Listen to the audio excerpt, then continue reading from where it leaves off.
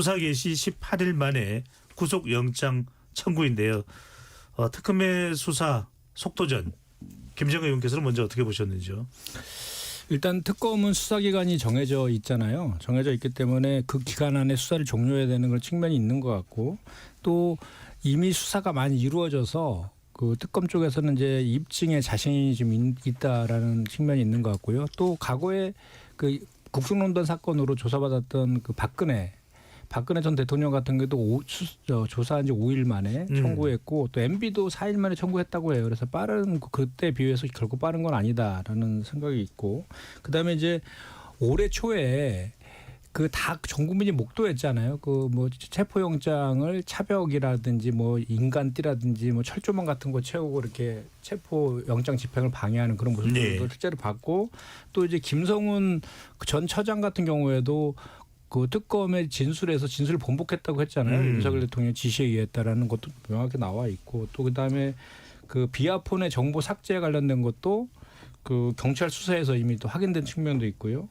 또 계엄 선포문의 그 사후 작성이라든지 또는 폐기 관련된 그 증언들도 나왔고, 이거 전반적으로 종합해 보면 그 사안의 중대성이라든지 증거 인멸이라든지 또는 한덕수 등 그쪽 국무위원 등하고의 말맞추기 가능성이 상당히 높기 때문에 이건 뭐 속도전을 벌여서 빨리 한 것이 아니라 제때에 구속영장 신청한 것이다라고 저는 생각합니다. 네. 오늘 조기현 부위원장 법조인이신데 발부 가능성이 높다 이렇게 이야기를 했고, 정광재 대변인도 국민의힘 대변인이지만 그런 사례들이 있어 왔다라는 이야기를 했습니다. 어떻게 보시는지요? 일단은 당연한 그 구속영장 청구라고 봐요. 그러니까 일부에서는 재구속을 하려고 한다 이렇게 하던데, 재구속은 아니고 서로 다른 사안이죠. 그 내란과 관련된 혐의로는 지금 재판이 진행 중이어서, 좀 전에 우리 정광재 대변인이 얘기한 것처럼 다른 사건들, 직권남용 권리행사 방해라든지 뭐 허위공문서 작성이라든지 특수공무집행 방해, 그리고 비아폰 정보 삭제 등등으로 인해서 지금 다시 구속영장이 청구되는 것인데, 사실은 이것은 일단 법리적인 걸 둘째 치더라도 국민적인 법 감정이나 법 상식으로 윤석열 그 전 대통령 같은 경우는 검찰총장 출신 아닙니까? 공정과 상식을 늘 얘기해 왔었고, 그런 사람이 가장 형법에서 그 중형이라고 하는 내란 외환의 혐의를 지금 받고 있는 사람에도 불구하고 본인이 그동안 했던 모든 것들을 부정하고 있고, 모든 책임을 부하 직원들한테 떠넘기는 아주 이런 파렴치한 모습들을 계속해서 지금까지도 보여주고 있거든요. 그런 사람들, 그리고 본인은 그 내란 수계의 우두머리이잖아요. 그 종범들까지도 전부 다 구속 재판 중에 있는데도 불구하고 혼자 거리를 할보하면서 국민들의 눈살을 찌푸리게 하는 행동들을 한두 가지 한 게 아니거든요. 그렇기 때문에 이것은 그 법리적으로도 당연히 구속 사유가 차고 넘치고, 그 사안의 중대성이라든지 뭐 증거인멸 우려, 도주 우려까지도 있다라고 지금 하고 있는 거 아닙니까? 거기다가 지금도 여전히 본인들의 혐의에 대해서 다 부정하고 있잖아요. 거기다가 구속영장까지도 지금 외부에다 유출시켜가지고 거기에 진술했던 사람들을 심리적인 압박을 받게 하는 그런 행위들까지도 서슴지 않고 있거든요. 그렇기 때문에 이것은 뭐 그냥 그 국민적인 법 상식과 감정, 그리고 법리적 해석에 봐서도 당연히 구속되어야 될 사안이다. 하고 진술을 번복한 건 상당히 큰 영향을 줄 수밖에 없을 것으로 보이기도 한데요. 또 하나가 김 의원님, 김현정 의원께서 여쭤봅니다. 특검이 한덕수 전 국무총리를 위해서 전 국무총리를 비롯해서 국무위원들도 이제 조사를 하고 있는데, 한덕수 전 총리가 이 사후 계엄 선포문과 관련해서는 공범으로 적시가 됐습니다. 한 전 총리 혐의 최근에 이제 또 소환 조사를 받게 됐는데 어떤 혐의로 보시는지요?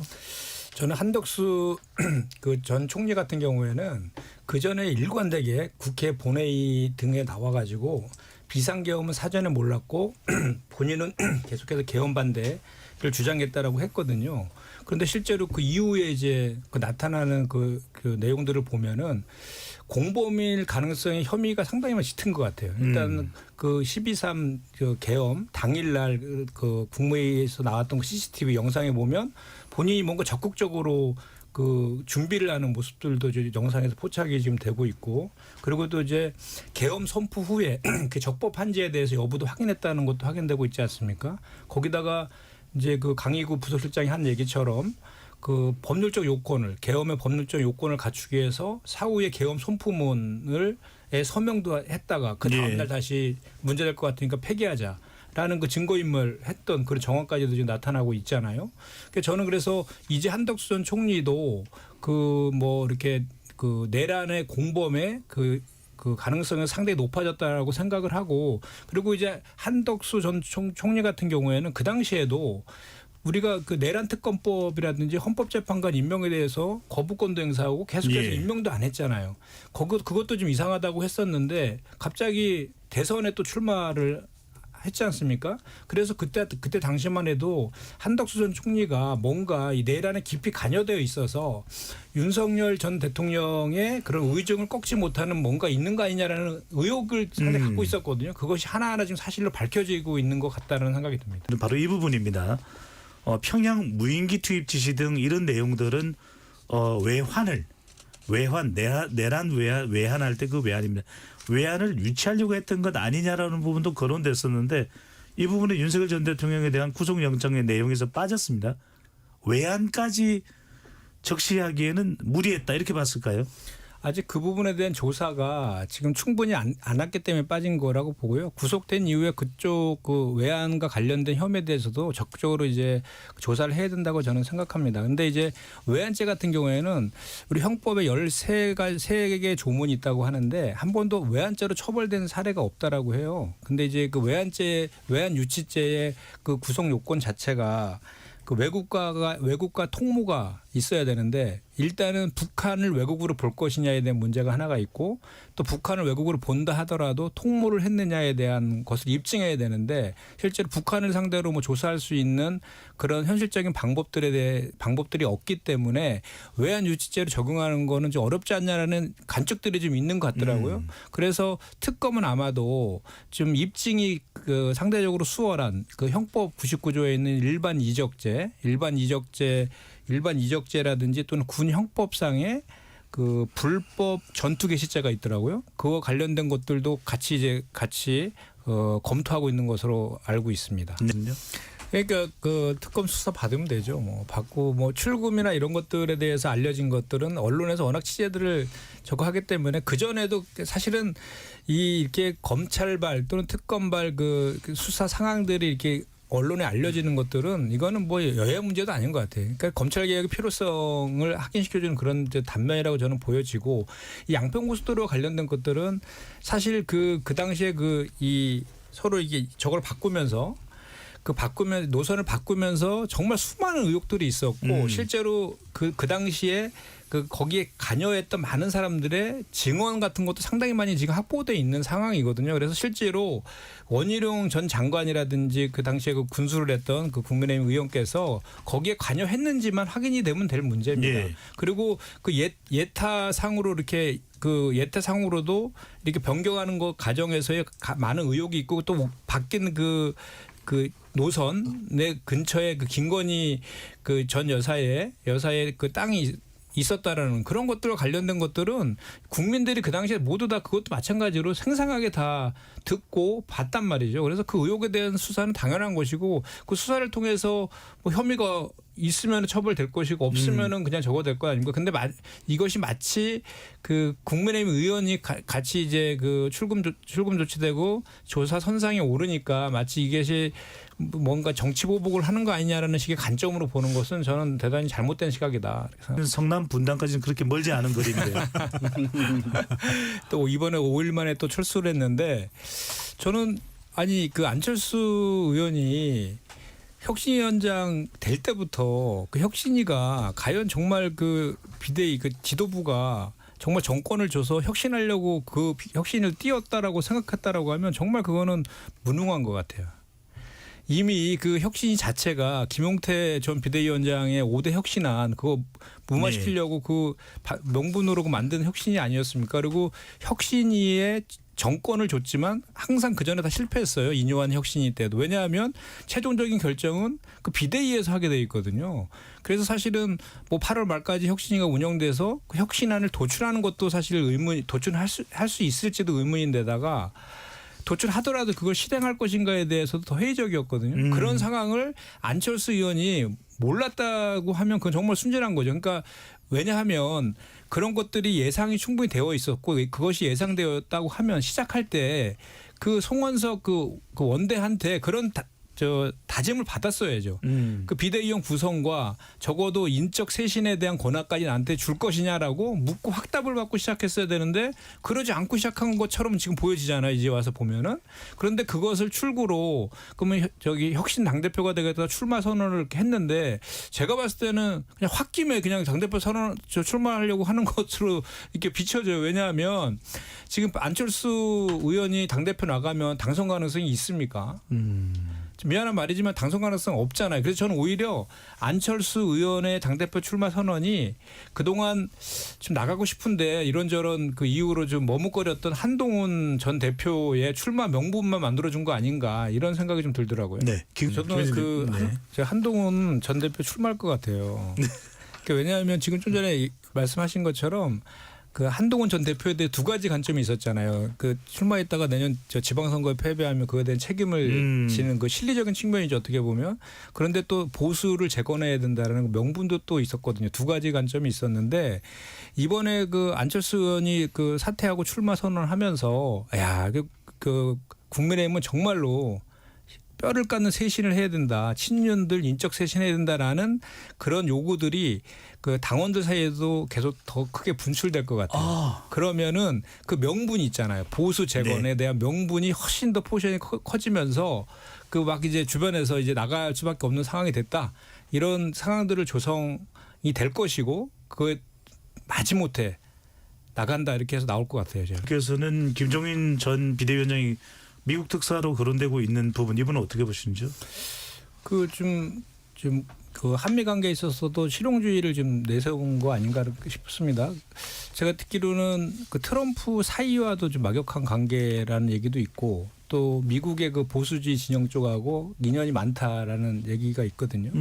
그 지난 이제 5월달에 그 대선 후보 시절에 만나서 정치적 조언도 구했잖아요. 그때 신뢰감은 형성되었던 것 같고 지금 뭐 다들 아는 얘기지만 지금 관세 협상이라든지 방위비 분담 문제라든지 한미 정상회담 또 에이펙의 참여 여부 그런 현안들이 많거든요. 그래서 좀 전에 말씀하신 것처럼 한미 간의 관계 개선을 위해서 특사단이 파견되는 게 그동안의 관례였다고 하지만 이런 문제들을 잘 푸는 것도 한미 관계 개선을 위해서 필요한 거니까 아마도 지금 내일까지잖아요. 이제 그 관세 유예 기간이. 예. 그래서 그 통상본부장하고 지금 이성락 그 안보실장까지 지금 저기 미국으로 급파돼 있는 이런 상황인데 이런 문제들 현안 문제들을 좀 풀어가는 데 있어서 조금이라도 좀 도움되는 차원에서 이렇게 하는 거 아닌가라고 저는 좀 해석이 되네요. 김정은 의원께는 그 지점 여쭤보겠습니다. 지금 이제 국민들이 이재명 대통령에 대해서 상당히 호평가, 좋은 평가를 내리고 있으면서도 상호 관세 이 부분은 어떻게 협의가 될까? 여한구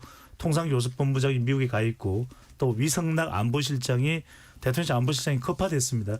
이 상호 관세와 조율되는 부분 여당으로서는 어떻게 전망을 하고 계시는지요? 지금 뭐 그 통상하고 안보 이 투톱이 지금 총력 체계를 구축해서 이제 미국에 가 있는 건데요. 좀 전에 말씀하신 것처럼 지금 상황에서 내일까지잖아요. 유예 기간이. 네. 그래서 통상교섭본부장 같은 경우는 그 유예 기간을 좀 늘리는 그런 그 역할을 좀 하면 좋겠고 이성락 그 실장 같은 경우에는 좀 전에 말씀하신 것처럼 한미 정상회담의 일정을 빨리 조율을 해서 그 실제로 또 거기 트럼프 대통령이 상호관세 발의를 8월 1일로 할 수 있다라는 여지까지 뒀다고 하니까 그 좀 유예시키면서 트럼프 대통령과 그 이재명 대통령 간에 한미 정상회담을 성사시켜서 그 말씀하신 것처럼 트럼프의 성향이 탑다운 방식이니까 그 정상회담 의제에서 상호관세 문제를 해결하는 방식으로 가는 게 지금으로서는 좀 최선 아닌가 이런 생각이 좀 듭니다. 알겠습니다. 특활비가 부활이 됐는데 네. 지난해 예산에 딱 절반이 부활됐거든요. 그러니까 네. 말 그대로 특활비라는 것이 특별활동비라는 것이 정말 필요한 것에 이렇게 추산이 돼서 책정이 되는 것인지 아니면은 그냥 국민들이 궁금해하는 점은 무대포로 그냥 책정이 되고 쓰면 쓰고 아니면 말고인 건지 궁금한 것과 아까 이제 김건희 의원께서 지적하신 그 선심성 예산 부분을 설명을 해 주신다면요. 네. 일단은 지금 6개월 남았으니까 50%만 지금 다시 부활시킨 거고요. 예. 그 특할비는 그 사용 기준이 있습니다. 그 저희 작년도 1월달에 기재부에서 특할비 사용 기준을 마련한 게 있거든요. 지침을 그 기준대로 사용하지 않았어요.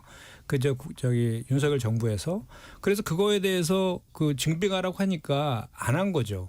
그래서 안 한 대통령실하고 그 검경 그리고 감사원에 대한 특할비는 삭감을 할 수밖에 없었고 그 당시에 경호처는 또 제출을 했거든요. 경호처의 특할비는 다시 살려줬습니다.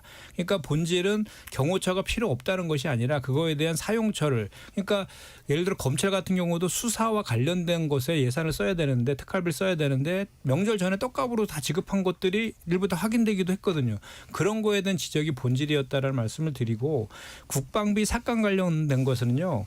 이게 그 사실 표현이 좀 그렇지만 나라 돈이 넘쳐났어도 삭감했을 예산들입니다. 조금 전에 우리 저 변호사님께서 말씀했지만 이런 게 있는 거예요. 그러니까 예산이 편성은 됐지만 계획보다 돈이 절약됐거나 또는 사업 절차가 이행되지 않았거나 또는 도입하게 된 협상이 깨졌거나 또는 사업 평가가 안 됐거나 등의 이유로 어차피 사업을 할 수가 없어서 국고에 환수돼야 될 돈들이 있는 거예요. 불용 예산이라고 하죠. 그거에 대해서 그 불용 예산으로 처리한 겁니다. 그러니까 예를 들어서 그 905억 중에 가장 큰 항목을 차지하고 있는 것이 GOP 과학과 경계 시스템이라는 게 있어요. 이게 시험 평가가 지연되면서 계약 자체가 불가능해졌습니다. 그러면 이런 예산 편성하면 안 되는 것이죠. 그런 예산을 뺀 것이다라는 네. 말씀을 좀 드립니다. 선심성 예산 지적하신 부분에 대해서는요. 선진성 예산 같은 경우에도 이제 이런 게 이제 그 지역의 예산을 지원할 때 보면 국비를 지원하게 되면 지자체에서도 매칭으로 이렇게 지방에서도 부담을 해야 되는 그 금액이 있거든요. 그런데 광주시에서 그 부담을 할 수 있는 여력이 없다라 해서 아마 그거를 거절했었나 봐요. 그래서 그 예산을 뺐다가 다시 광주시에서 50%의 매칭은 가능하다라고 해서 50%만 다시 살린 그런 네. 내용이고 SOC 예산과 관련해서는 이게 자꾸 이렇게 호남 쪽에 무슨 관련된 예산인 것처럼 이렇게 국민의힘에서 논평도 이렇게 냈던데 그건 아니고 전국적으로 필요한 SOC 예산들을 골고루 다 이렇게 증액한 것이다 그 말씀을 드립니다. 알겠습니다. 이런 지적은 좀 우리가 어느 정도 좀 비판의 지점이 있을 수 있을 것 같아요. 네. 왜냐하면 특할비 같은 경우에는 정부 예산안에는 없었던 게 예결위 심의 과정에서 모 의원이 필요하다 그래서 이제 그게 살아나는 계기가 된 거잖아요. 이 국방비의 예산 불용이라든지 또는 SOC 예산 같은 것들이 이제 예결위 심사 과정에서 그게 이제 들어간 거예요. 살아난 겁니다. 그런 거에 대한 지적은 일흥 있을 수 있는데 그것도 사실은 그 예결위 심사 과정에서 국민의힘도 같이 심사하면서 그런 지적들을 하면서 같이 거기서 좀 토론이 되었으면 더 좋았을 것인데 그러지 않고 다 이제 퇴장해 버리는 바람에 네. 부득이하게 이제 단독으로 처리할 수밖에 없는 상황들이 또 있었던 거거든요. 그런 것도 감안해야 할 필요는 있는 것 같습니다. 네. 김정일 의원께 아까 질문을 드리긴 했는데 정확하게 답변은 못 받았는데 특할비라는 게 꼭 작년에 절반으로 복원돼야 되는 것이 맞는 것인지 제가 궁금했던 점은 특할비라는 게 얼마 책정되는 것이 정확하게 국민들의 세금인데 이 정도 책정이면 되는 것인지가 기준이 있는 건지 그걸 제가 여쭤봤거든요. 100억 원이 설정되는 것이 맞는 것인지 50억만 써도 되는데 70억이라고 설정되는 것은 아닌지 그게 궁금해서 여쭤봤거든요.